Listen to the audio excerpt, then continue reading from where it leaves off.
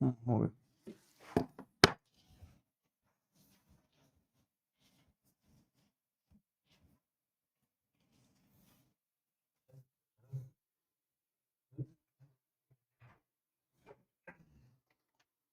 शायद हम go live हो गए हैं। यस यस यस, मुझे ऐसा तो लग रहा है कि लाइव हो गए हैं अब की बार।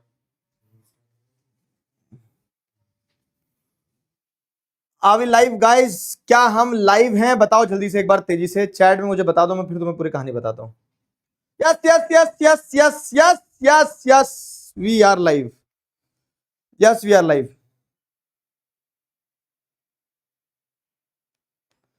Welcome welcome welcome to this session. कैसे हैं आप सभी लोग? स्वागत है आप सभी का आज के इस सेशन में।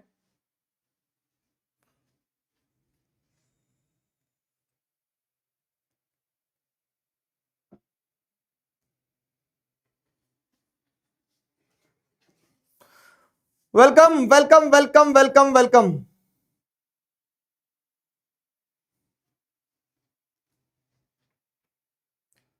M I audible and visible?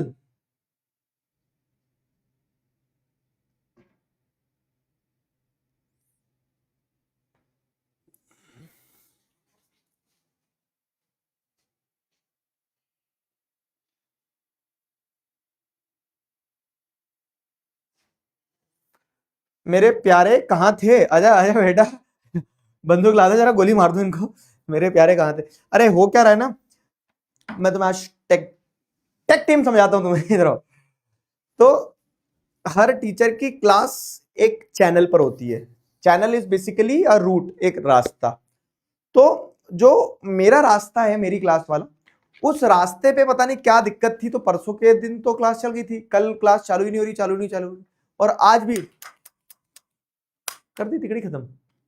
तुम लोग क्यों चलाते मेरी बंदूक? ठीक है, तो आज भी वो चैनल दिक्कत दे रहा था, लेकिन अब वो सेट हो गया। तो वी आर लाइव। पिछले 10 मिनट से हम प्रयास कर रहे थे उस पर, एंड फाइनली लाइव हो ही गया हूं। ठीक है, लेट क्यों है वही तो बता रहा हूं मैं तुम्हें। कल अपनी क्लास नहीं हुई है ना, चैट बंद कर दिया। यस, मुझे दिखाई दे रहे हैं तुम्हारे मैसेज सबके। भैया आप वेक्टर क्वांटिटी, इतनी मैथ्स पता होती मुझे तो मैं साइंस एसएसटी के साथ मैथ्स भी पढ़ा रहा होता। चलो, मैं वही बोल रहा हूँ, थोड़ी देर पहले जैसे क्लास ही शो नहीं कर रहा था वो, तो वो कुछ इशू थे उसमें। आइए, लेकिन सुनो भाई, जब से क्लास चालू होगी तब से 1 घंटा पढ़ाऊंगा मैं, तो बैठे रहना साढ़े मतलब 6:20 तक चुपचाप शांति से। क्लियर हुआ? आ जाओ, let us dive into this. Manufacturing industries is the chapter. प्यारा चैप्टर, दुलारा चैप्टर, न्यारा चैप्टर। इस चैप्टर को जैसे अगर आप देखोगे तो अपन ने मैन्युफैक्चरिंग की इंपॉर्टेंस क्या है, कैसे मैन्युफैक्चरिंग और वो क्या बोल सकते हैं अपना, हाँ, मतलब इंडस्ट्रीज और एग्रीकल्चर कैसे हैंड इन हैंड जाती है, दोनों एक दूसरे को कॉम्प्लीमेंट करती है। क्लासिफिकेशन इंडस्ट्रीज का देखा, अलग अलग बेसिस पे अलग अलग क्लासिफिकेशन थे। एग्रो बेस्ड और मिनरल बेस्ड इंडस्ट्रीज को अपन ने समझ लिया। Agro based mineral based industries समझने के बाद में डिटेल में पढ़ना शुरू किया। तो एग्रो बेस्ड इंडस्ट्री जब अपन ने डिटेल में पढ़ी, तो डिटेल में एग्रो बेस्ड इंडस्ट्रीज पढ़ते समय हमें यह पता चला क्या कि अलग अलग इंडस्ट्रीज है एग्रो बेस्ड इंडस्ट्रीज। कौन कौन सी? कॉटन टेक्सटाइल इंडस्ट्रीज है, फिर उसके बाद में आपको देखने को मिलता है कि जूट टेक्सटाइल इंडस्ट्रीज है, फिर आपको देखने को मिलता है कि शुगर इंडस्ट्री है, शुगर इंडस्ट्री के साथ साथ में आयरन एंड स्टील इंडस्ट्री है। मतलब ये एग्रो इंडस्ट्रीज हो गई। फिर मिनरल बेस्ड इंडस्ट्रीज की अगर बात करें, तो मिनरल बेस्ड इंडस्ट्रीज में आपको क्या देखने को मिलता है कि मिनरल बेस्ड इंडस्ट्रीज भी मल्टीपल है। जैसे मिनरल बेस्ड इंडस्ट्री में आयरन स्टील इंडस्ट्री है, ठीक है, आयरन स्टील इंडस्ट्री है, उसी के साथ साथ एल्यूमिनियम स्मेल्टिंग भी अपन ने पढ़ लिया था। तो ये कुछ मिनरल बेस्ड इंडस्ट्रीज दो जो अपन ने पढ़ी है। एग्रो बेस्ड इंडस्ट्रीज वो इंडस्ट्रीज हो जिनको एग्रीकल्चर सेक्टर से रॉ मटेरियल मिलता है। मिनरल बेस्ड इंडस्ट्रीज वो इंडस्ट्रीज होती है जिनको रॉ मटेरियल मिनरल से मिलता है। तो जैसे आयरन स्टील हो गया, एल्यूमिनियम स्मेल्टिंग हो गई। तो वैसे ही और भी इंडस्ट्रीज हैं। कौन कौन सी? तो जैसे केमिकल इंडस्ट्री है, फर्टिलाइजर इंडस्ट्री है, सीमेंट इंडस्ट्री है, ऑटोमोबाइल इंडस्ट्री है, information and communication technology industry है। तो ये सारी इंडस्ट्रीज क्या है? मिनरल बेस्ड इंडस्ट्रीज हैं, जिन्हें आज हम पढ़ने वाले हैं। ठीक है, बची हुई मिनरल बेस्ड इंडस्ट्रीज आज पढ़ेंगे। क्लियर? केमिकल इंडस्ट्रीज से शुरू करते हैं। आज लास्ट क्लास नहीं है बेटा, चिंता मत बनाओ, मैं पढ़ाऊंगा तो मैं चिंता क्यों कर रहा हूं, अभी आराम से पढ़ाऊंगा अभी।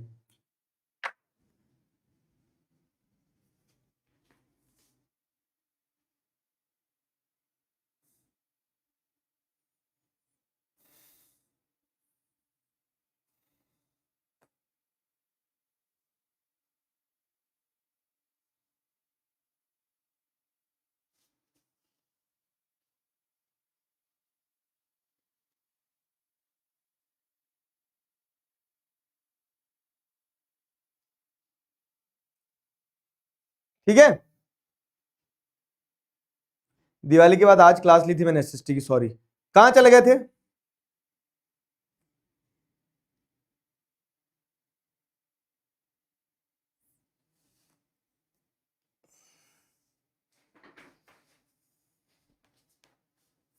चलो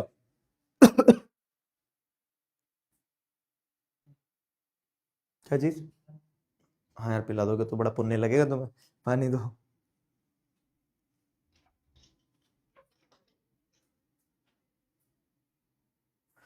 ठीक है, यस, इंडिया वर्ल्ड कप जीत गई मेरे दोस्तों। कल ही मैं तुम लोगों के साथ ये न्यूज शेयर करना चाह रहा था, लेकिन कल अपने को टाइम नहीं मिल पाया। तो आप सभी को ढेरों ढेरों बधाइयां। हमारी लड़कियां जो हमारी छोरियां हैं, छोरों से कम है क्या? तो देखो, स्पोर्ट्स जो होता है ना, तो sports carries a emotion in itself, ठीक है। तो जो जब भी, जैसे अगर आप देखोगे कि बात होती है किसकी, किसी भी खेल की बात होती है, तो खेल क्या है, वो एक स्पिरिट को कैरी करता है अपने साथ। स्पोर्ट्स हमेशा अपने साथ में एक फीलिंग को कैरी करता है। तो जब हम हार जीत तो उसके हिस्से हैं, ठीक है, कोई जीतता है तभी कोई हारता है, कोई हारता है तभी कोई जीतता है। लेकिन लेकिन जो प्राउड फील करने वाली बात वो ये है कि इस बार की जीत हमारे हिस्से आई है। तो हमारी लड़कियों ने एक परचम लहराया है ना।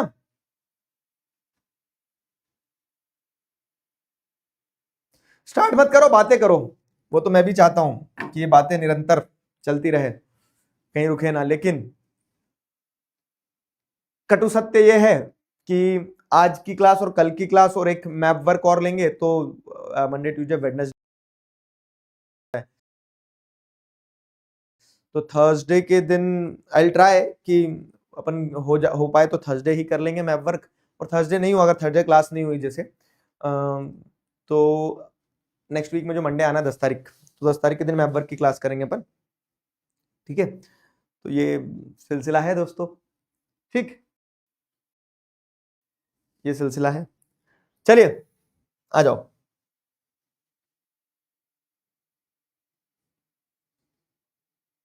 आज खत्म नहीं होगा चैप्टर, आज खत्म नहीं होगा।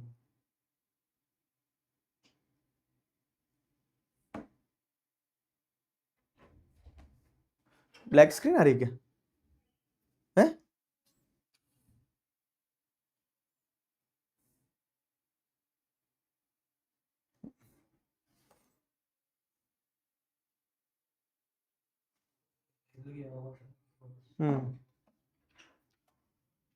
चलिए केमिकल इंडस्ट्रीज से शुरू किया जाए।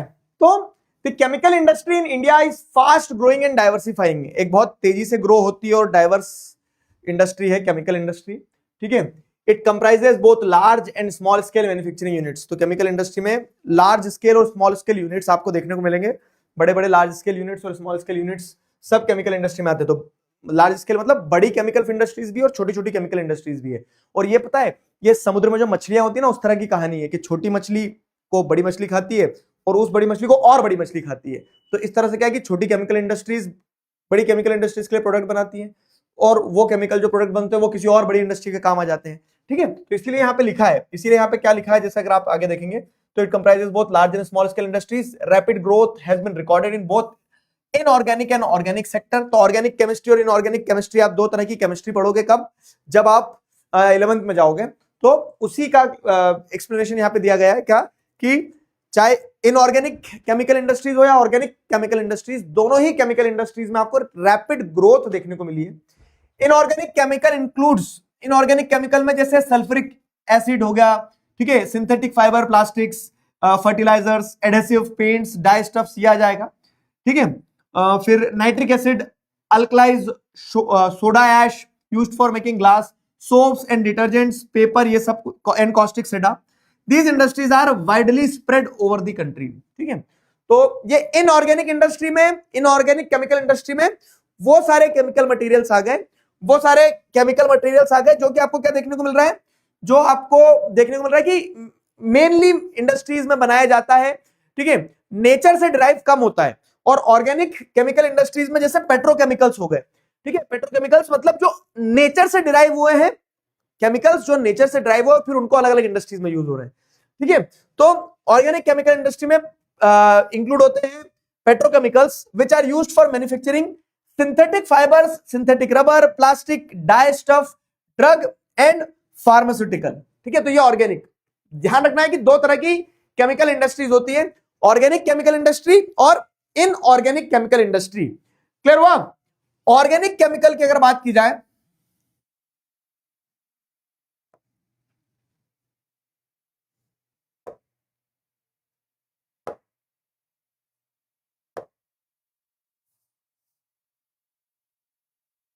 ठीक है, organic chemical plants are located near oil refineries. Organic chemical plants oil refineries के पास में क्यों आते हैं? क्योंकि बताया कि वो petrochemicals are included in organic chemicals. तो organic chemical plants are located near oil refineries और पेट्रोकेमिकल प्लांट्स। ठीक है, तो ऑयल रिफाइनरीज हो गया, पेट्रोकेमिकल प्लांट्स हो गए, इनके आसपास आपको ऑर्गेनिक केमिकल प्लांट्स मिलेंगे। The chemical industry is its own largest consumer. तो जो केमिकल इंडस्ट्री होती है वो अपने आप में सबसे बड़ी खुद की ही कंज्यूमर है। जैसे मैं बताया ना कि छोटी मछली को बड़ी मछली और बड़ी मछली को और बड़ी मछली खा जाती है, तो केमिकल इंडस्ट्रीज एक केमिकल ए बेच रही है, केमिकल बी बेच रही है, दोनों ने किसी दूसरी केमिकल इंडस्ट्री को केमिकल बेच दिया और उस केमिकल इंडस्ट्री ने केमिकल सी बना लिया। अब किसी इंडस्ट्री को केमिकल सी चाहिए था तो उससे केमिकल, इस केमिकल इंडस्ट्री से वो ले लेगी। तो यहां पे जो केमिकल इंडस्ट्री है वो खुद की ही कंज्यूमर है। ठीक है, अपनी ही इंडस्ट्रीज के लिए गुड्स प्रोड्यूस करती जाती है एक इंडस्ट्री, अपने मतलब अलग अलग स्केल की इंडस्ट्रीज रहती है।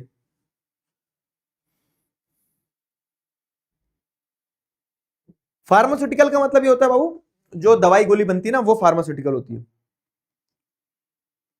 ठीक है, जिन इंडस्ट्रीज में दवाई गोली बनती है उन्हें फार्मास्यूटिकल इंडस्ट्रीज कहा जाता है।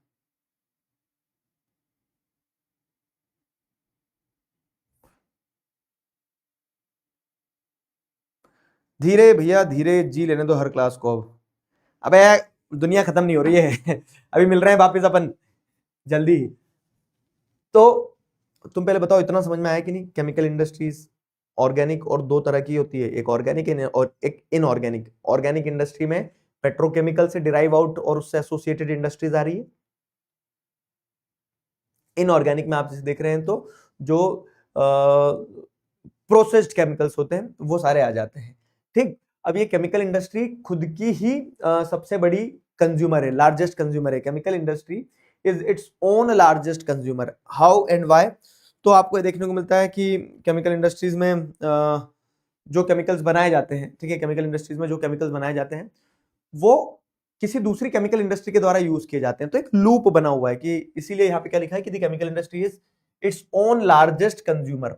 Basic chemicals undergo processing to further produce other chemicals. ठीक है, तो जो बेसिक केमिकल होते हैं कुछ, वो बेसिक केमिकल ही अंडरगोज फर्दर प्रोसेसिंग, वो उस बेसिक केमिकल को ही और फर्दर प्रोसेस किया जाता है। प्रोसेस करने से वो एक फॉर्म चेंज कर लेता है, उसी को किसी और इंडस्ट्री के लिए रॉ मटेरियल की तरह यूज किया जाता है। ठीक है,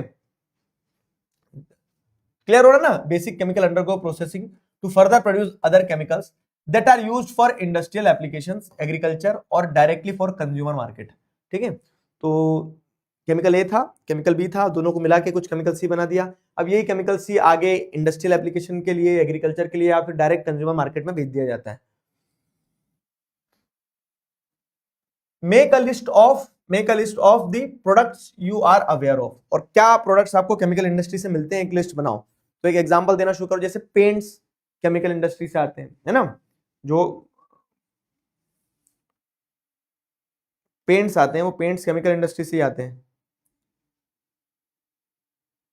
is manufacturing industry coming in boards? Yes, manufacturing industries आ रहा है।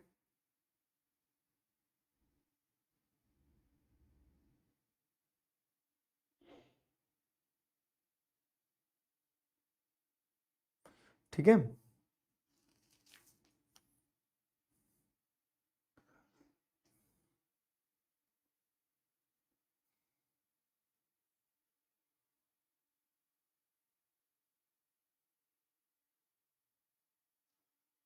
ठीक है। एडहेसिव का मतलब क्या होता है? पेंट्स एंड एडहेसिव्स मतलब वो ये रंगाई पुताई के लिए जो घर में यूज होता है वो। डाई स्टफ का जो डाइज बनाई जाती है ना वो।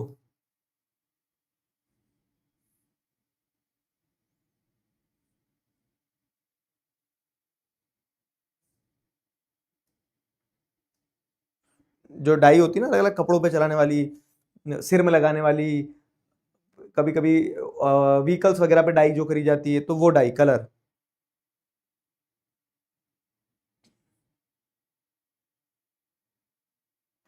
ठीक है, चलो। तो फर्टिलाइजर इंडस्ट्री, अगला है फर्टिलाइजर इंडस्ट्री। तो the fertiliser industry is centred around the production of nitrogenous fertilisers, mainly urea. Chemical industry समझ में आ गई, तो अगली इंडस्ट्री है फर्टिलाइजर इंडस्ट्री।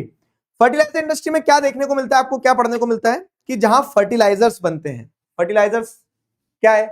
तो बेसिकली खेतों में सॉइल की फर्टिलिटी बढ़ाने के लिए जो एडिशनल मटेरियल डाला जाता है ना, जैसे यूरिया वगैरह ये हो गया, तो इसे फर्टिलाइजर कहा जाता है।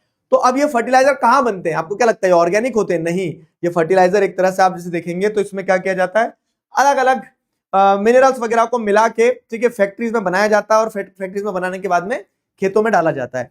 तो उसके लिए फैक्ट्रीज में बनाने के लिए फर्टिलाइजर इंडस्ट्रीज है, फर्टिलाइजर की फैक्ट्रीज होती है। तो the fertiliser industry centred around the production of nitrogenous fertilisers. जैसे सॉइल के अंदर आपने सुना होगा कि नाइट्रोजन फिक्सेशन करता है कौन? राइबोसोम करके एक बैक्टीरिया होता है जो सॉइल के अंदर नाइट्रोजन फिक्सेशन करता है। तो the fertiliser industry centred around the production of nitrogenous fertilisers, ताकि ऐसे फर्टिलाइजर्स बनाया जाए कि अगर मान लो वहां वो क्या बोल सकते हैं, राइबोसोम्स वगैरह नहीं है, तो सॉइल में एडिशनल नाइट्रोजन ऐड किया जा सके इन फर्टिलाइजर्स की मदद से। तो वो नाइट्रोजनस फर्टिलाइजर्स जैसे मेनली यूरिया हो गया, इनका प्रोडक्शन होता है। Phosphatic fertilisers and ammonium phosphate, ठीक है, डीएपी। तो डीएपी की बोरियां मिलती है, जो किसान परिवार से होंगे वो जानते होंगे, डीएपी की बोरियां जो है तो खाद के रूप में फिर खेतों में फेंकी जाती है। बोरियां नहीं, मतलब बोरियों में से जो बैग्स होते हैं, उन बैग्स में से ऐसा खाद फेंका जाता है खेतों में।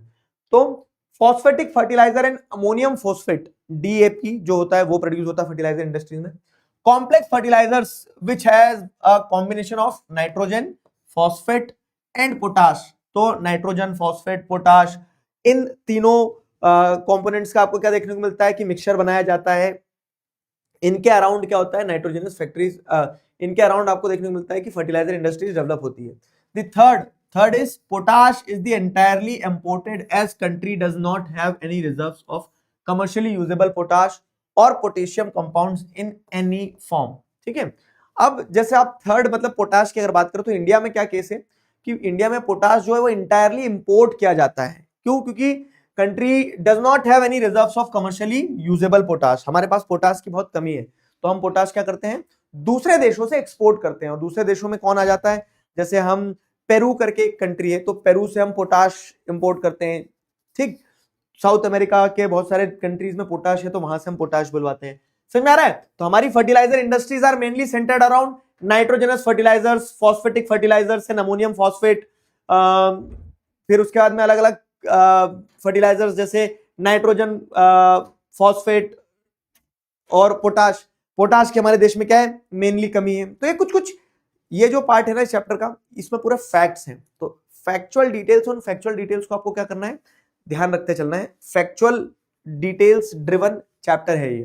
तो after the green revolution the industry expanded to several other parts of the country. Green revolution आया और ग्रीन रेवोल्यूशन के बाद में ही हमने फर्टिलाइजर्स, केमिकल, पेस्टिसाइड्स वगैरह का इस्तेमाल बढ़ाया। तो ग्रीन रेवोल्यूशन के बाद में, after the green revolution, industry जो है हमारी, this industry got expanded to several other parts of the country. World के अलग अलग पार्ट में आपको ये इंडस्ट्रीज, फर्टिलाइजर इंडस्ट्रीज एक्सपैंड होते देखने को मिलती है। ठीक है, तो गुजरात, तमिलनाडु, उत्तर प्रदेश, पंजाब, केरला, तो these are some of the countries, ठीक है, which have contributed, these are some of the states जहां पे आपको देखने को मिलता है कि sufficient contribution क्या है इन स्टेट्स ने in development of fertiliser industries. Clear हुआ? तो ग्रीन रेवोल्यूशन के बाद में फर्टिलाइजर इंडस्ट्री ग्रो करी। क्यों करी? ऑब्वियस है, क्योंकि ग्रीन रेवोल्यूशन के बाद में हमने खेतों में fertilisers, pesticides, high yielding variety seeds, ये सब यूज करना शुरू किया। और कंट्री के इन पार्ट्स में, जैसे Gujarat, Tamil Nadu, Uttar Pradesh, Punjab, Kerala, These states contributed towards the half of the fertilizer production in our country. ठीक है. Other significant producers of fertilizers are Andhra Pradesh, Orissa, Rajasthan, Bihar, Maharashtra, Assam, West Bengal, Goa, Delhi, Madhya Pradesh and Karnataka. ये कुछ और सिग्निफिकेंट प्रोड्यूसर्स हैं. फर्टिलाइजर इंडस्ट्री क्लियर हुई? बताओ कितने लोगों को फर्टिलाइजर इंडस्ट्री क्लियर है? बैटल कब है? किस चीज की बैटल? बैटल अब आएगी लॉर्ड के जनवरी में.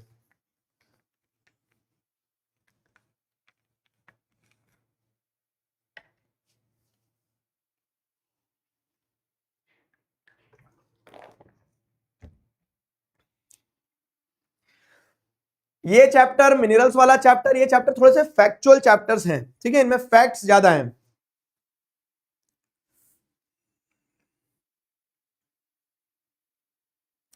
हरियाणा कहाँ है इन ग्रीन रेवोल्यूशन? हरियाणा पंजाब के बाजू में है, और हरियाणा में मेनली ग्रीन रेवोल्यूशन जो पंजाब, हरियाणा, वेस्टर्न उत्तर प्रदेश इन्हीं बेल्ट में हुआ था. ठीक है, छोड़ के कहीं नहीं जा रहा बेटा तुम्हें. क्लियर है? सर सर दुख रहा है. एक बच्चा लिख रहा है सर सर दुख रहा है.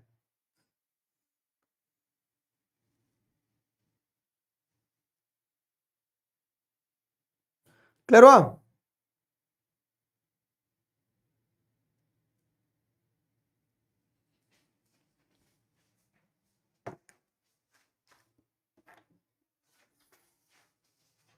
चलो, तो after the green revolution the industry expanded to several other parts of the country. ये वाला पार्ट एक है कि कहां कहां है, और दूसरा वाला पार्ट क्या है कि फर्टिलाइजर इंडस्ट्री में हमारे पास क्या क्या है. ठीक है, दो ही पार्ट है फर्टिलाइजर इंडस्ट्री के, सिंपल सीधा सटीक. आ जाओ, अगली इंडस्ट्री जो है वो है सीमेंट इंडस्ट्री. सीमेंट इंडस्ट्री तो जानते हो ना, घर बनता है तो घर बनने के लिए क्या है, ईंट गिट्टी माल जो लगता है उसमें सीमेंट मिलाई जाती है. सीमेंट से क्या होता है, पक्की हो जाती है दीवारें, तो वो सीमेंट इंडस्ट्री है. Cement is essential for construction activities such as building houses, factories, bridges, roads, airports, dams and other commercial establishments. ठीक है, कुछ भी बनाना है ना तो सीमेंट तो लगती है, क्योंकि अच्छा पहले सीमेंट नहीं तो फिर क्या इस्तेमाल करते थे सर? तो पहले मिट्टी मिट्टी के घर बनते थे. लेकिन अब जोड़ करने के लिए मतलब जुड़ाई करने के लिए, मजबूती देने के लिए सीमेंट इज वेरी एसेंशियल. ठीक है, जुड़ाई करने के लिए सीमेंट इज वेरी एसेंशियल. तो यहां पे वही बताया गया कि cement is essential for construction activities, चाहे बिल्डिंग घर बनाना हो, building houses, factories, bridges, roads, airport, dams और दूसरे कमर्शियल एस्टैब्लिशमेंट्स की भी अगर बात की जाएगी तो उन सारी चीजों के लिए सीमेंट जो है बहुत महत्वपूर्ण हो जाता है. This industry requires bulky and heavy raw material like limestone, silica and gypsum. ठीक है, तो इस इंडस्ट्री में बहुत बल्की और हैवी मटेरियल की रिक्वायरमेंट होती है, जैसे लाइमस्टोन, सिलिका, जिप्सम, इन सारी चीजों का इस्तेमाल किया जाता है. ये रॉ मटेरियल है कि लाइमस्टोन चूना लाए कहीं से, जिप्सम कहीं से लाए, तो जिप्सम और चूने को मिला मुलू के, ऐसा मतलब सारे मटेरियल्स को एक साथ कंबाइन करके फिर क्या बनाया जाता है, सारे मटेरियल्स को, रॉ मटेरियल्स को एक साथ कंबाइन करके फिर सीमेंट बनाई जाती है. तो coal and electric power are needed apart from rail transportation. ठीक है, अब रॉ मटेरियल को एक जगह से दूसरी जगह ले जाना है तो उसके लिए क्या लगेगा, ट्रांसपोर्टेशन. लेकिन इस ट्रांसपोर्टेशन के अलावा आपको क्या है, कोल भी चाहिए, कोल हीटिंग के लिए, और दूसरी चीज इलेक्ट्रिकल पावर चाहिए रहती है मशीन चलाने के लिए. तो इन सारी चीजों का कल्मिनेशन जब होगा, जब सारी चीजें इकट्ठी होगी ना, तभी सीमेंट इंडस्ट्री चल पाएगी. सिंपल पॉइंटर्स क्या निकाले, सीमेंट इंपॉर्टेंट है बिल्डिंग एक्टिविटी के लिए, ये इंडस्ट्री में बल्कि और हैवी रॉ मटेरियल जैसे ये सारे मटेरियल चाहिए रहते हैं. कोल और इलेक्ट्रिक पावर जो है उसकी जरूरत होती है अपार्ट फ्रॉम रेल ट्रांसपोर्टेशन के अलावा. ठीक है, कोल और इलेक्ट्रिक पावर की भी जरूरत होती है इस इंडस्ट्री को चलाने के लिए. अब क्या है, द इंडस्ट्री जो सीमेंट इंडस्ट्री है mainly has strategically located plants in Gujarat that have suitable access to the market in Gulf countries. अब देखो हमारे यहाँ रॉ मटेरियल है, जिप्सम है, लाइमस्टोन है, तो हम हमारे यहाँ सीमेंट आसानी से बना पाते हैं. ठीक है, हम हमारे यहाँ सीमेंट बहुत आसानी से बना पाते हैं. लेकिन अगर आप जैसे देखेंगे क्या कि गल्फ कंट्रीज वगैरह जहां रॉ मटेरियल नहीं है तो उन्हें तो सीमेंट हमारे यहाँ से ही बुलाना होता है. तो हमारी कंट्री में क्या है, हमारी कंट्री में सीमेंट इंडस्ट्रीज को बहुत स्ट्रेटेजिकली कहां लोकेट किया पता है, ये वाले पार्ट में, गुजरात में सीमेंट के प्लांट्स लगाए गए ताकि गुजरात में इंडस्ट्रीज है सीमेंट की बोरियां बनाएंगी, बैग्स, और सीधे गल्फ कंट्रीज में, सऊदी अरेबिया, दुबई, उधर उस तरफ पे क्या है, उधर पहुंचाया जा सके, सारा प्रोडक्ट एक्सपोर्ट किया जा सके. ठीक है, क्यों एक्सपोर्ट किया जा सके, क्योंकि ये प्रोडक्ट जब उधर जाएगा, एक्सपोर्ट होगा, तो वहां से क्या है कि वर्ल्ड के अलग अलग हिस्सों में मतलब मेनली तो वहां रिक्वायरमेंट है क्योंकि डेवलपमेंट बहुत तेजी से हो रहा है, वहां पहुंच जाएगा। और भी अगर आपको कोई एक्सपोर्ट करना है तो गुजरात से पोर्ट फैसिलिटी है, यहां से आप एक्सपोर्ट कर सकते हो। तो इसके लिए सीमेंट प्लांट्स जो है तो वो बहुत क्या है, the industry has strategically located plants in Gujarat that have suitable access to market in the Gulf countries. The first cement plant, ठीक है, जो पहला सीमेंट प्लांट है, the first cement plant was set up in Chennai in 1904। After independence the industry expanded. तो पहला plant, cement plant जो India में लगा था 1904 में लगा था, और फिर आजादी मिल गई, और आजादी मिलने के बाद में इंडस्ट्री और एक्सपैंड ही होती गई है। ठीक है, आजादी मिलने के बाद में इंडस्ट्री और एक्सपैंड ही होती चली गई है। तो अपन ने फर्टिलाइजर इंडस्ट्री पढ़ ली, सीमेंट इंडस्ट्री पढ़ ली, केमिकल इंडस्ट्री पढ़ ली। अब अपन पढ़ेंगे ऑटोमोबाइल इंडस्ट्री। ऑटोमोबाइल का मतलब क्या है, गाड़ियां जहां बनती ना, गाड़ी वाली इंडस्ट्री। पोटाश वही है क्या जिससे हम दिमाग करते हैं? जी हाँ, समझ में आया। 15th बर्थडे सॉन्ग गा दो प्लीज। चलो, सिद्धार्थ कालिया का बर्थडे आज। अगर हम भी अगर बच्चे होते, नाम हमारा होता बबलू, डब्लू और सिद्धार्थ, तो खाने को मिलते लड्डू और दुनिया कहती happy birthday to you.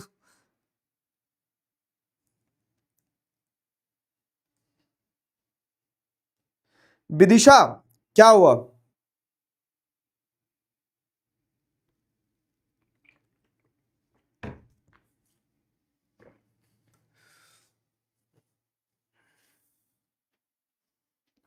Maths वाली क्लास ले लेना, वो तो खत्म होगी ना बाबू। मैथ्स की जब तुम्हारी क्लास होती है उस समय मेरी 9th की क्लास होती है ना।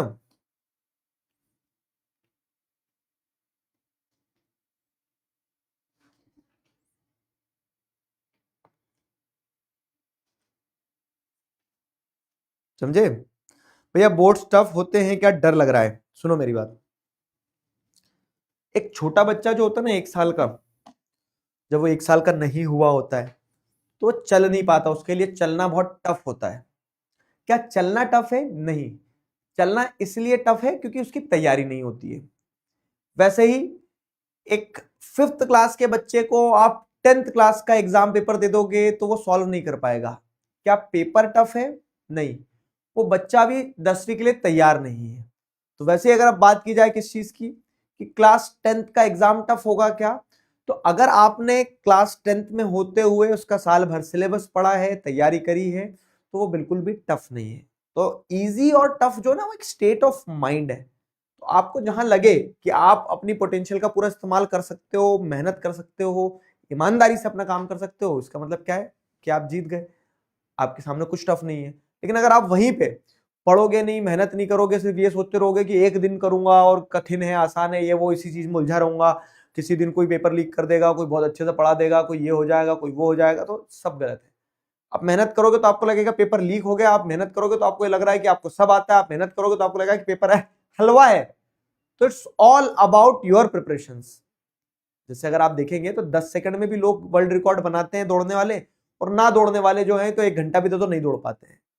तो 10 सेकंड में जिसने वर्ल्ड रिकॉर्ड बनाया उसने कैसे बनाया? मेहनत। पूरा गेम तो मेहनत का है ना।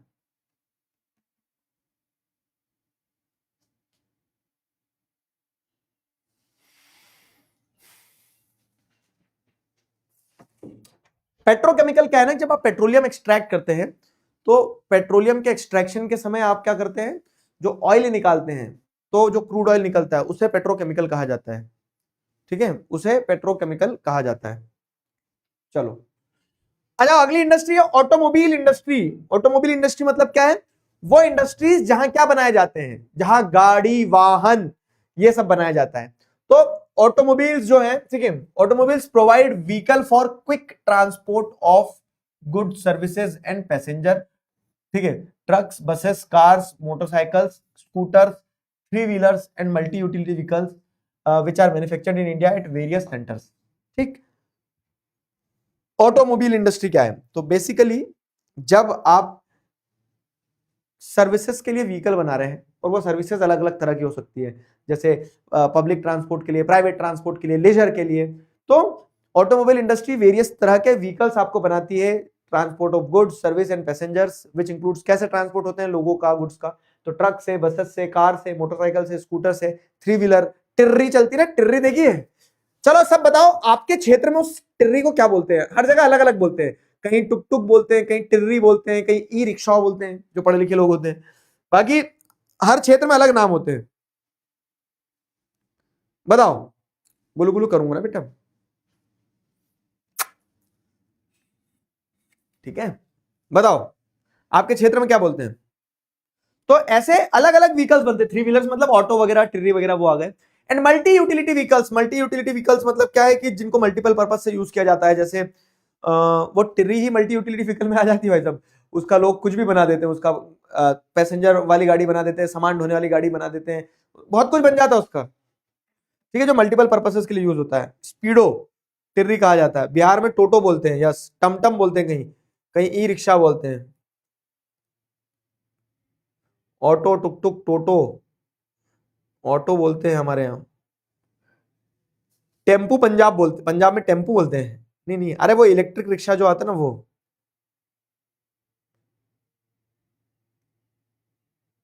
बैटरी वाला, 3 टायर वाला। हाँ हाँ हाँ। सैंपल पेपर कब लगाना, जब तुम्हें एक बार ऐसा कॉन्फिडेंस आया कि तुमने सारे अच्छे से सिलेबस वगैरह सब कंप्लीट कर लिया ना, तब सैंपल पेपर की तरफ कूदना। आफ्टर द लिबरलाइजेशन, और सुनो मेरी बात, आज मैंने यूट्यूब पे एक वीडियो डाला है, exam pack of print culture, तो वो वीडियो देख लेना, क्योंकि जो अपन कल टॉपर्स टचअप करेंगे ना, तो टॉपर्स टचअप में बहुत सारे बच्चों का वो हुआ नहीं है, तो वो ऐसे हो जाएगा मतलब, ठीक है।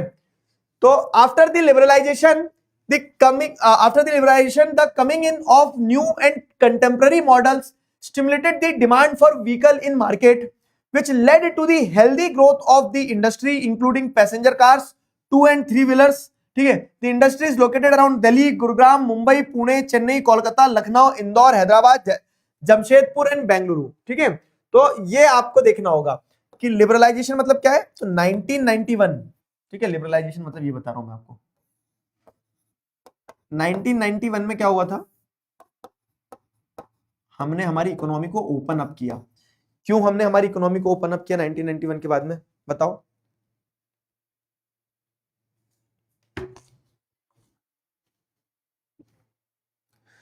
नाइनटीन 91 में हमने हमारी इकोनॉमी को ओपन अप इसलिए किया क्योंकि हमें समझ में आया कि अगर आपको बाहर के देश से टेक्नोलॉजी लाना है, पैसा लाना है, उनके प्रोडक्ट्स लाना है, तो आपको जो अपन ने ग्लोबलाइजेशन वाले चैप्टर में पढ़ना है कि जो रिस्ट्रिक्शंस लगा के रखे थे ट्रेड में, उन रिस्ट्रिक्शंस को खत्म करना होगा। तो हमने उन रिस्ट्रिक्शंस को खत्म किया, और उन रिस्ट्रिक्शंस को जब खत्म किया तो हमने बाहर से प्रोडक्ट्स बुलाए, ठीक है।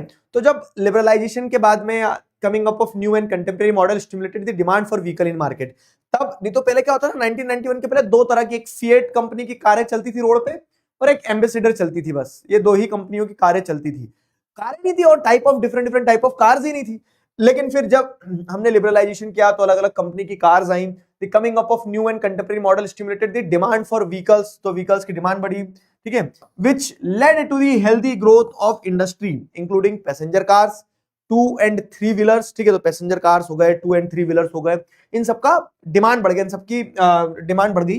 The industry is located around Delhi, Gurugram, Mumbai, Pune, Chennai, Kolkata, Lucknow, Indore, Hyderabad, Jamshedpur and Bengaluru. तो अगर आप जैसे देखेंगे तो ऑटोमोबाइल इंडस्ट्री जो मेनली इन सिटीज के सेंटर्स के अराउंड लोकेटेड है, ये हो गया ऑटोमोबाइल इंडस्ट्री। हाँ, to compete, to improve the quality. Clear हुआ? चलो, ऑटोमोबाइल इंडस्ट्री हो गई सिंपल, ये फैक्ट्स है पूरे, इसमें बहुत ज्यादा कुछ समझाने वाला नहीं है। ये चैप्टर और मिनरल्स वाला चैप्टर जो है, जब इसके मैं आपको शॉर्ट नोट्स दूंगा, मैं शॉर्ट नोट्स भी दूंगा, चिंता मत करना। हाँ, तो उन पहला ऑब्जेक्टिव था एनसीईआरटी से सब पढ़ लो, बहुत अच्छे से पढ़ लो। अब पढ़ने के बाद फिर नोट्स पे कूदेंगे। तो अगर आप जैसे तुम देखोगे ना, तो ये सारे फैक्ट्स है, बस इनको अगर तुम फैक्ट्स की तरह याद भी कर लोगे तो भी काम बन जाएगा। Information technology and electronic industry, तो the electronic industry covers a wide range of products. Electronic industry में आपको एक वाइड रेंज ऑफ प्रोडक्ट्स देखने को मिलते हैं। Electronic industry covers a wide range of products from transistor sets to wide range of products from transistor sets to television, telephones, cellular, telecom, telephone exchange, radars, computers and many other equipments required by the telecommunication industry, ठीक है। दो शब्द है यहाँ पे, information technology and electronics industry.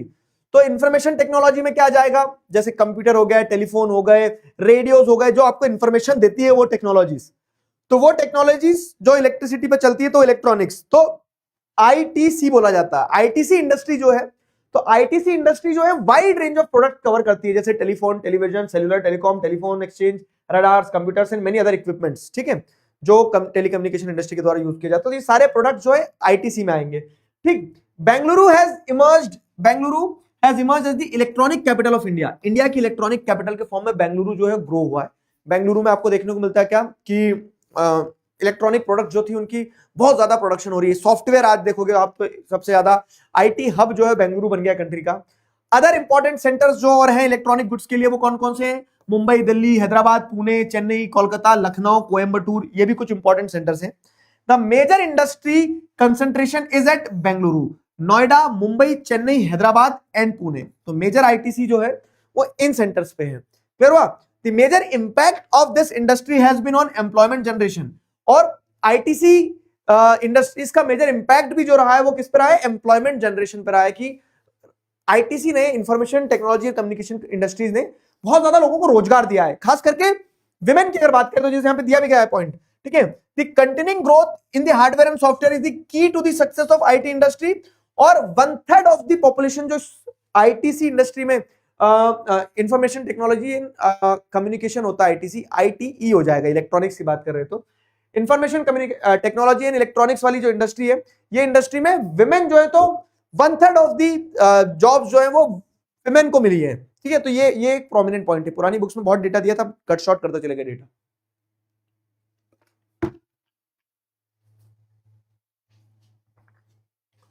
Clear हुआ? टमटम बंटी, तुम्हारा साबुन स्लो है क्या?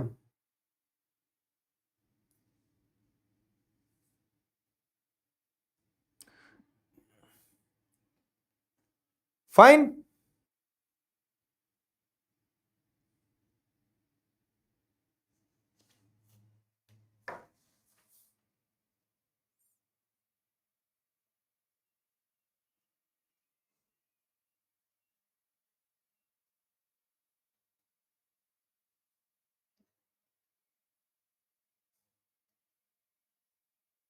ये सब याद करना पड़ेगा। हाँ वही भी कह रहा हूं, फैक्ट्स हैं,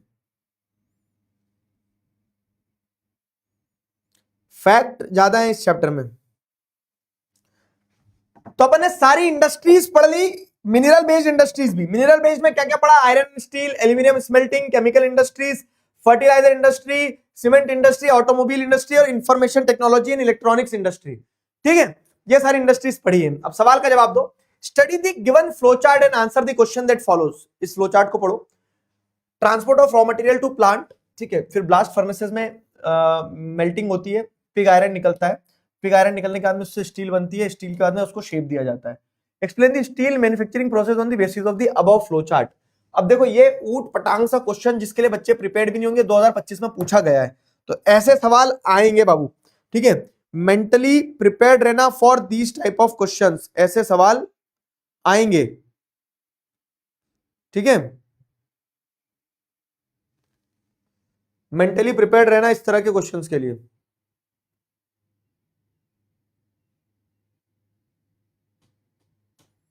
क्लियर हुआ?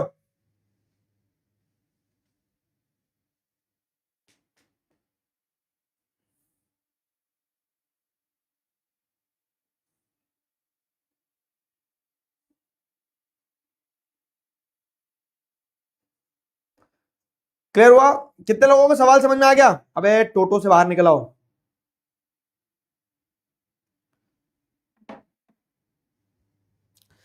सुनो मेरी बात, मैं सारे शॉर्ट नोट्स दे चुका हूं। जो स्लाइड्स होती है ना, वो स्लाइड्स ऑलरेडी जो वन शॉट मैंने आपको यूट्यूब पे डाले हैं, उनकी स्लाइड्स कहाँ मिलेगी मैं बता रहा हूं तुम्हें। टेलीग्राम चैनल है, टेलीग्राम चैनल पे जाओगे, टेलीग्राम चैनल पे जाना, जैसे अपन व्हाट्सएप पे नहीं खोलते हैं कि फोटो मीडिया लिंक का वो ऑप्शन आता है, तो वैसे टेलीग्राम में भी आता है।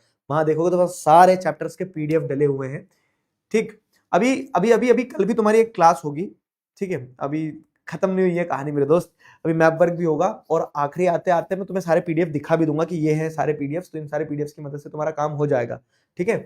आखिरी आते आते के पहले मैं एक बार तुम्हारे सारे पीडीएफ दिखा दूंगा। बट मेरा कंसर्न जो है वो ये है कि पहले तुम एक बार एनसीईआरटी से पढ़ो। पढ़ लिया ना, मैं तुम्हें नोट्स भी दे दूंगा। ऐसा तो मैं रख के कहाँ ले जाऊंगा नोट्स, तो I will give you notes also बाबू, ठीक है। आपको सारे नोट्स भी मिलेंगे, ऐसा नहीं है। लेकिन पहले मैं चाहता हूं कि पहले तुम सब एनसीईआरटी से एक बार पढ़ो, और वो हो ही गया लास्ट चैप्टर पे अपन। तो जैसे अपना लास्ट चैप्टर कंप्लीट हो जाएगा तो स्लाइड्स जो है, जो वन शॉट तुमने अगर देखे हैं सारे, तो उन सारे वन शॉट की स्लाइड्स जो है वो ऐप पे भी डलवा दूंगा मैं, ठीक है, ऐप पे भी डलवा दूंगा, एक एक करके सारे पीडीएफ मिल जाएंगे, शॉर्ट नोट्स, ठीक है, डन। देख देख देख खुश हो रहा है।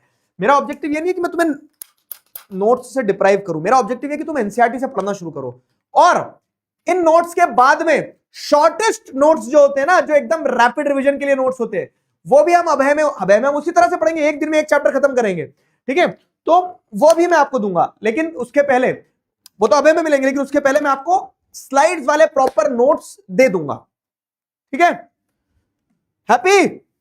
और किसी को बहुत ही जल्दी है तो टेलीग्राम चैनल जो है उस पर जाके देखोगे तो उस पर ऑलरेडी अपलोडेड है, जो आपके सीनियर्स थे उनको भी ऐसे ही दिए थे मैंने बैच खत्म होने वाले दिन, ताकि वो बीच में से कोई भी फिर ऐसा ना आप तो एनसीईआरटी से नहीं पढ़ेंगे करके, ठीक है। ऐप पे भी डलवा दूंगा दिव्या, ठीक है, ऐप पे भी डलवा दूंगा, ठीक।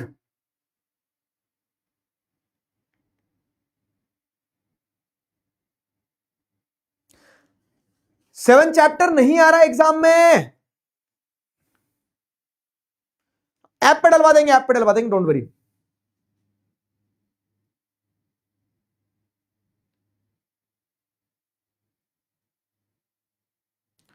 ठीक है,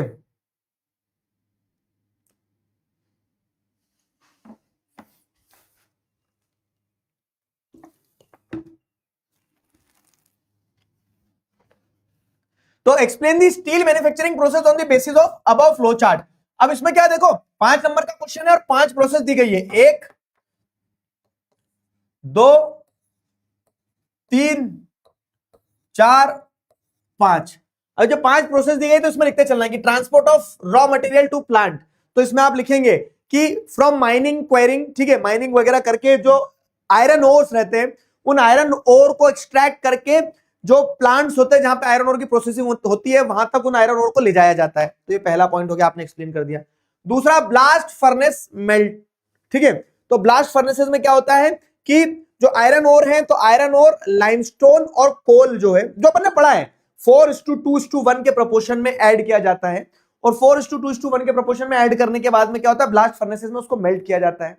मेल्ट करने के बाद में पिग आयरन, मतलब वो पूरी प्रोसेस जो अपन ने चैप्टर में पढ़ी थी उसको एक्सप्लेन करना है बस, और वो पॉइंट भी आपको दिए गए हैं, क्लियर हुआ। Explain the reason for concentration of iron and steel industry in and around Chota Nagpur reason, ठीक है, आयरन स्टील इंडस्ट्री छोटा नागपुर रीजन में क्यों है, 5 नंबर का क्वेश्चन है ये, ठीक है, आयरन स्टील इंडस्ट्री छोटा नागपुर प्लेटू वाले रीजन में क्यों है, ठीक है, 5 नंबर का क्वेश्चन है। तो इसमें आप क्या करोगे, 5 पॉइंटर बनेंगे आपके, ठीक है, 5 पॉइंटर बनेंगे।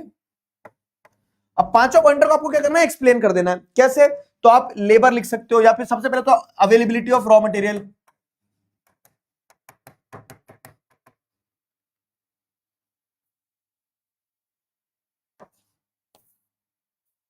अवेलेबिलिटी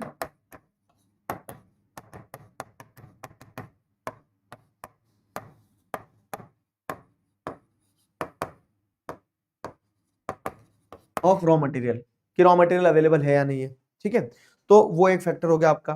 तो रॉ मटेरियल अवेलेबल है छोटा नागपुर प्लेटू वाले रीजन में, ठीक है, चीप लेबर मिल जाती है,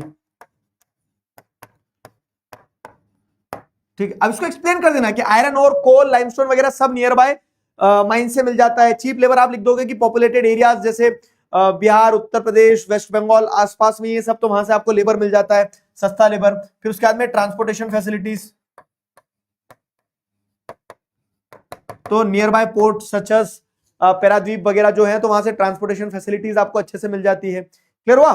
तो ऐसे ऐसे आपको क्या करना है, पॉइंटर्स बनाते चलना है। और क्या रीजन है बताओ, और क्या रीजन लिखोगे।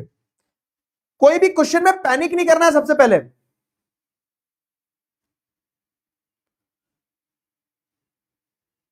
पांच नंबर का है बेकार सा question, yes this is the game.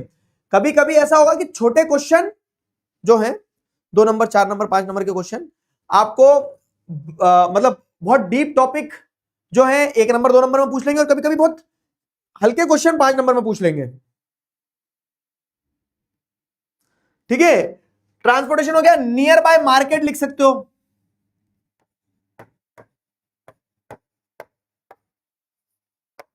Near by market, और मार्केट अवेलेबिलिटी, होम मार्केट भी आसपास ही है क्योंकि इंडस्ट्रीज है, तो वो भी लिख सकते हो home market, near by home market भी लिख सकते हो। ठीक है, मार्केट वैसे एक पॉइंट हो गया तो मार्केट को दो बार रिपीट करने की जरूरत नहीं है। और क्या पॉइंट लिखोगे? ठीक है, low cost availability,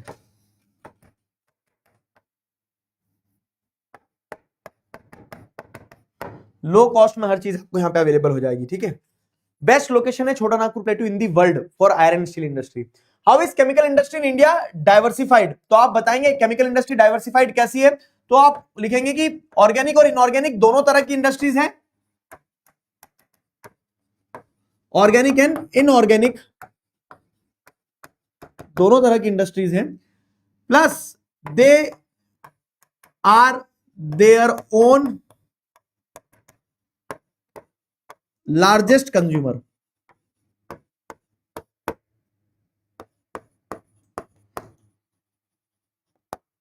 chemical industry अपनी खुद की कंज्यूमर होती है, मतलब मैंने बताया ना, केमिकल ए बना केमिकल बी बना, दोनों मिला के केमिकल सी बना, और किसी दूसरी इंडस्ट्री ने, केमिकल इंडस्ट्री ने सी वाला केमिकल कंज्यूम कर लिया, तो chemical industries are their own largest consumers. ठीक है, how has information technology affected electronic industry?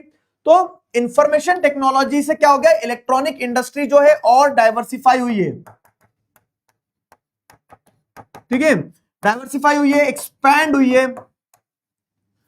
Information communication के आने से क्या है, इलेक्ट्रॉनिक इंडस्ट्री में और वैल्यू एडेड प्रोडक्ट्स आ गए हैं। ठीक है, expansion and value added products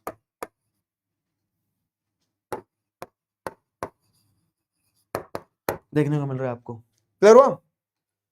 चलो, industrial pollution and environmental degradation आज पढ़ ले थोड़ा सा, इंडस्ट्रियल पॉल्यूशन एनवायरमेंटल डिग्रेडेशन। तो अपन ने सभी प्रकार की इंडस्ट्रीज तो अपन ने पढ़ ली। ठीक है, सारी इंडस्ट्रीज,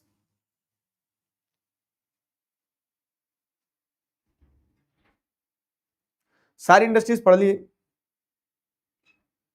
कल वाली क्लास में चैप्टर कंप्लीट हो जाएगा जी, कल वाली क्लास में चैप्टर कंप्लीट हो जाएगा दोस्तों।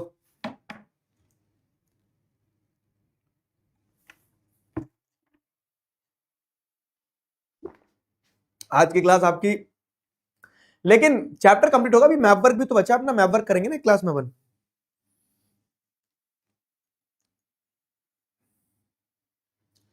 मैप वर्क वाली क्लास में सारे वो लाके दे दूंगा तुम्हें, क्या नोट्स, चिंता मत करना।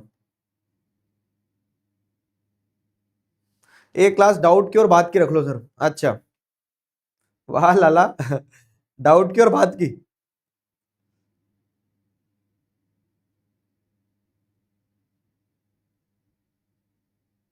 ठीक है, एक काम करते हैं, थोड़ा पढ़ लेते हैं एयर पोल्यूशन तक का, इतना पढ़ लेते हैं।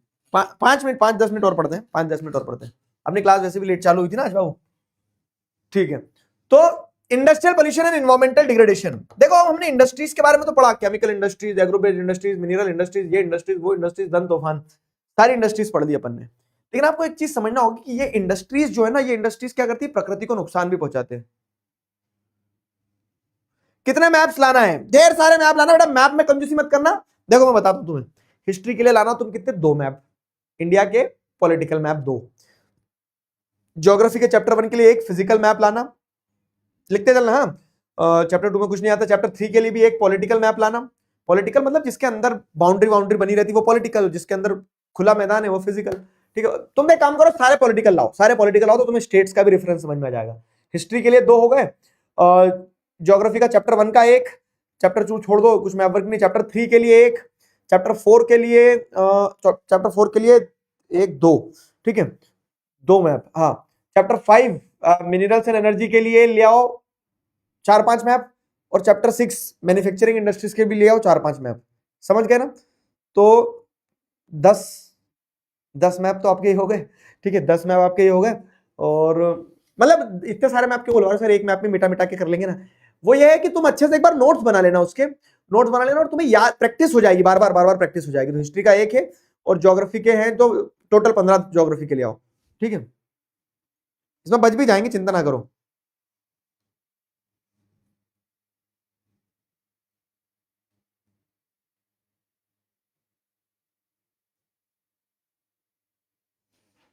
ठीक है। Industrial pollution and environmental degradation, कल तुम्हारा मैप वर्क, कल तुम्हारा यूट्यूब पे भी वो है टॉपर्स टचअप, ध्यान रखना। और मैंने तुम्हें आज एक एग्जाम पैक वाला वीडियो दिया, कितने बच्चों ने देख लिया वो एग्जाम पैक वाला वीडियो? क्यों भाई,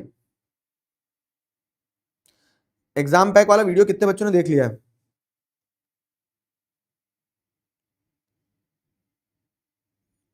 बोलो। Print culture in the modern world का एक एग्जाम पैक करके एक वीडियो दिया है मैंने तुम्हें।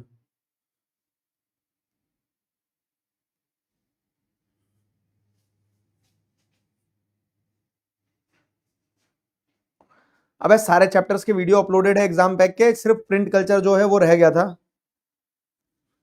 समझे? समझ में आया? तो आज मैंने तुम्हें यूट्यूब पे दिया।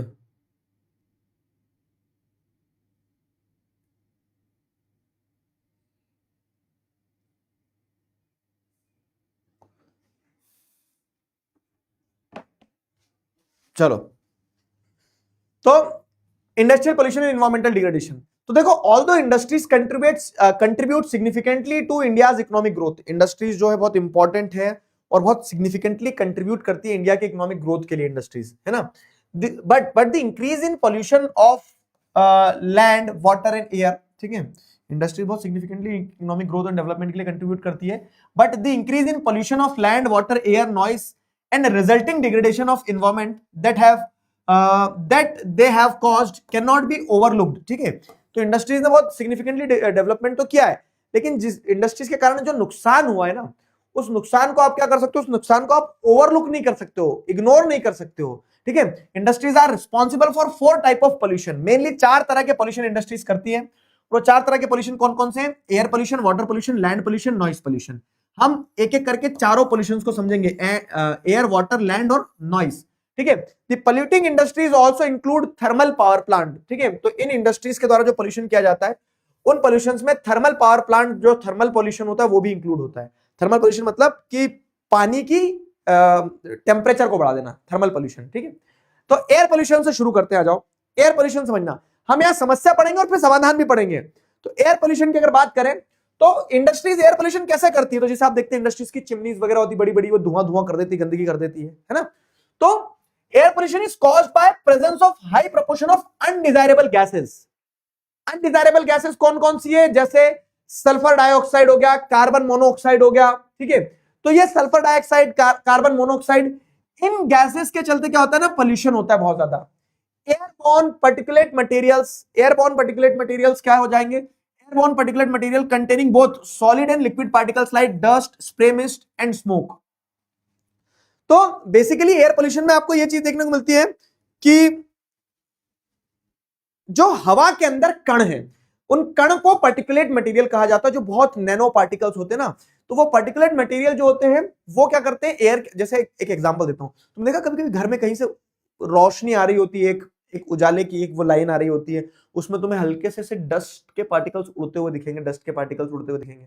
वो क्या है? वो डस्ट के पार्टिकल इतने माइन्यूट है कि यहां भी बहुत सारे होंगे, लेकिन ये नेकेड आई से मैं देख नहीं पाऊंगा, लेकिन जब मैं इनहेल करूंगा तो डस्ट पार्टिकल दिखती बात है, यहां मेरी नाक के आसपास जो रहेंगे वो अंदर जाएंगे और मेरे बॉडी में चले जाएंगे। तो वो पार्टिकुलेट मटेरियल एयर में है, और अगर वो हार्मफुल है, हार्मफुल कैसे? अनडिजायरेबल, जैसे सल्फर डाइऑक्साइड हो गया, कार्बन मोनोऑक्साइड हो गया, तो ये पार्टिकुलेट मटेरियल क्या होते हैं? बहुत घातक साबित होते हैं, और ये लिक्विड में भी होते हैं और सॉलिड में भी होते हैं, ठीक है। तो particles like dust, spray mist और स्मोक, ये सारे पार्टिकल्स होते हैं, ठीक है। Smoke is emitted by chemical and paper factories, brick kilns, refineries and smelting plants, and burning of fossil fuels in big and small factories that ignore the pollution norms, ठीक है।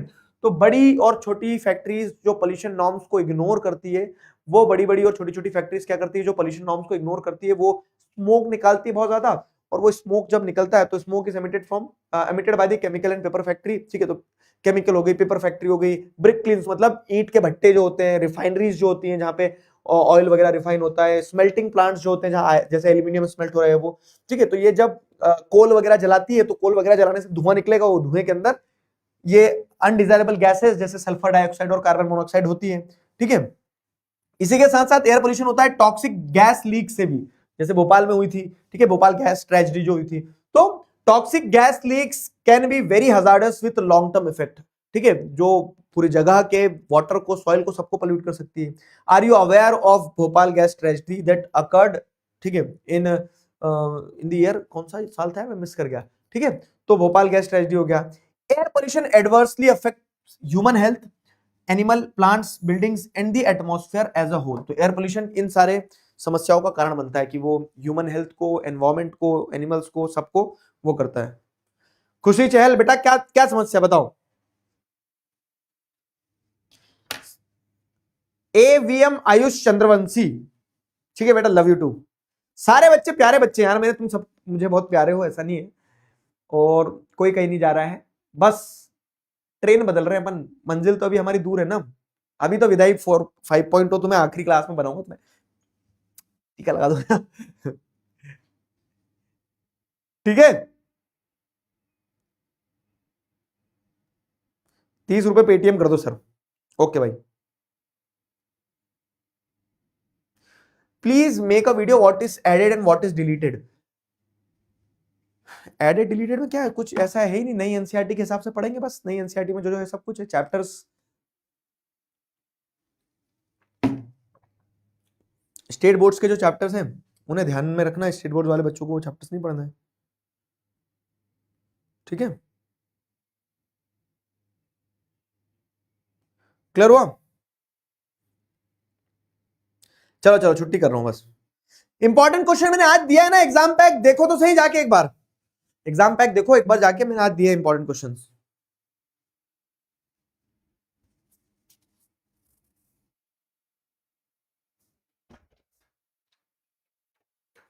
ठीक है। चलो तो अभी के लिए सेशन को रैप अप कर रहे हैं अपन, will see you all tomorrow, कल चैप्टर कंप्लीट करेंगे।